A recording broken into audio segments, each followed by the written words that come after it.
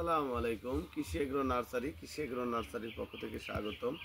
আমার ঠিকানা হচ্ছে নাটোর জেলা বড়াইগ্রাম থানা গ্রামতালসু কুন্ডুপাড়া। আমি মোহাম্মদ আমিরুল ইসলাম। এগুলো পটলের চারা দেখতে পাচ্ছেন, প্রতিটি ক্যারেটে এগুলো পটলের চারা বিভিন্ন জেলা থেকে অর্ডার করছে। পটলের চারা মূলত লতা থেকে চারা তৈরি করতে হয়। আর পটলের দুইটা ভাগে বিভক্ত, এক হচ্ছে পুরুষ আর এক হচ্ছে মেয়ে, অর্থাৎ মেল ইমেল দুইটারই প্রয়োজন আছে পটলের ক্ষেত্রে। দেখা যায় যে শতকরা 10% পুরুষ চারা রোপণ করতে হবে, আর বাদ বাকি আপনার 90% মেয়ে চারা রোপণ করতে হবে। এটা মূলত উঁচু জমির ফসল, যে জমিতে বন্যার পানি বা বৃষ্টির পানি ওঠে না, নামে না, এমন জমিতে আপনারা পটল চাষাবাদ করবেন।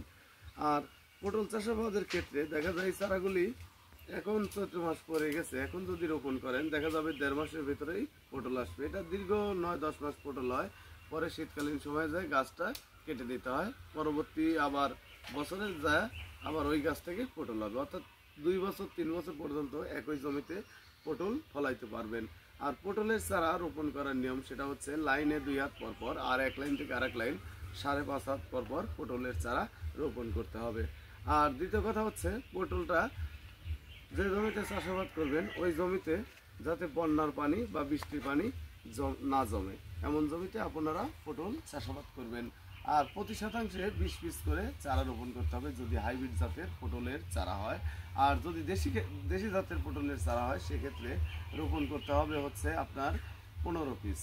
তো ভিউয়ার্স, আমরা বাংলাদেশের প্রতিটি জেলায় সুন্দরবন কুরিয়ার সার্ভিসের মাধ্যমে এই চারাগুলি 10 টাকা রেটে দিচ্ছি, অথবা আমাদের কাছ থেকে দেশি জাতের পটলের চারাও সংরক্ষণ করতে পারেন। প্রতি পিস চারার মূল্য নিচ্ছি 10 টাকা, আর ভাড়া এবং ক্যারেটের টাকা অগ্রিম দিতে হবে, বাদবাকি টাকা মাল হাতে পাওয়ার পর সুন্দরবন কুরিয়ার সার্ভিস অফিসে বাদবাকি টাকা দেবেন। ভালো থাকবেন, সুস্থ থাকবেন। আসসালামু আলাইকুম।